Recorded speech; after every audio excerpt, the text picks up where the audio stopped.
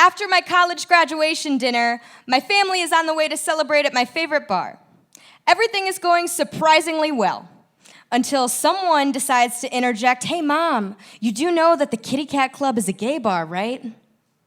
Okay, fine, it was me. I was the one who interjected. I guess I was just hoping that when I told my mother we were on our way to a gay bar, she would, I don't know, surprise me.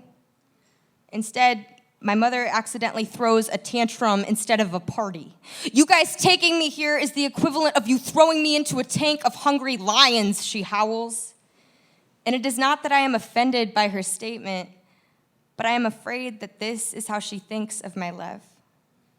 Feral and bloodthirsty, a glass room of snapping mouths bearing sets of steak knives for teeth, prowling, preparing to pounce. In the car, she refuses to look at me. Still, in this moment, I do not cry. My mother fumes. She displays her anger like a centerpiece at a supper table, bold and purposeful. The rest of my family awkwardly scolds her, each of them bracing for the clapback of femme thunder they expect from me. But I just laugh. I remind my mother that not every episode has to be a soap opera. When we finally arrive at the Kitty Cat Club, it is still daylight.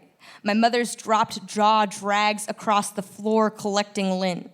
The bar is a pleasant little ghost town. "I want to leave when the gays get here," she complains. In my mind, I respond, "But where will you go, Mom? If I retrace every step in my life to the very beginning, you are the only place I always end up." In real life, I say nothing, because what am I supposed to say? "No, Mom, actually, it's too late for you to leave when the gays get here, because I'm literally right here. You know that, right? That I'm here." I have become the queen of brushing off others' judgments, even if doing so has turned me into a girl made of dust. "Just don't let anybody touch me," she sneers, her voice more mousetrap than mouth.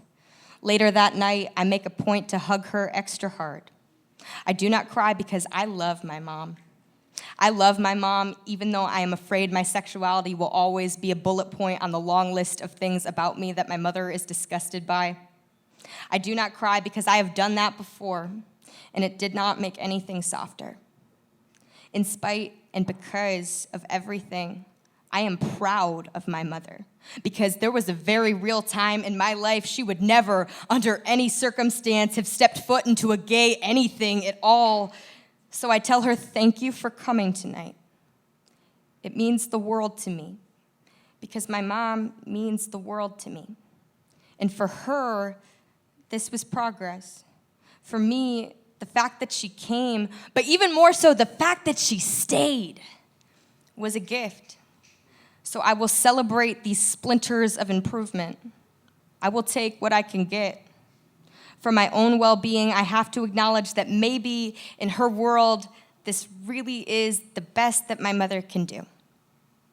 I love all of her, even if there are aspects of myself she has no desire to learn how to love. Once, when I was in high school, we got in a fight so merciless that even the hardwood floor cracked under the pressure to be spotless. To calm down, I thought of how she cared for the house I grew up in like it was her favorite child. The tender way she would fluff the pillows on the sofa every morning, the meticulous way she'd scrub the countertops until each one became a mirror. And I tell myself, this is proof that she cares about something. It doesn't always have to be me.